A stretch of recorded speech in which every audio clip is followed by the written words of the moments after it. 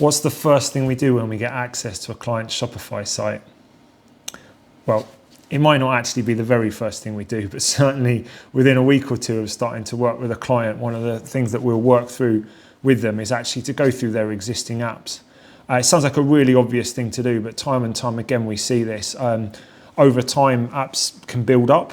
That bill that comes through at the end of every month can get bigger and bigger, and often decisions are made that people can't necessarily remember. Why did we choose that app? Why is it running? So stepping through, app by app is a really good thing to do. Ideally, keeping a little log or something that allows you just to, create a record of why some of these apps are being used. But you'd be amazed how many times we see, well, actually, nobody even knows why that app is being used, or actually we installed this and we don't need it anymore, or we installed that as a trial and now we're no longer using it.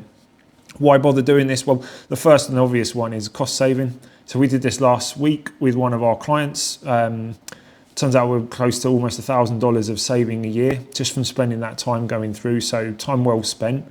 Obviously, speed impact. Sometimes they can leave JavaScript running on the site or other things that you just don't need. And then really importantly, that maintenance kind of almost cost of doing things in the future. Like, can I proceed with making this change?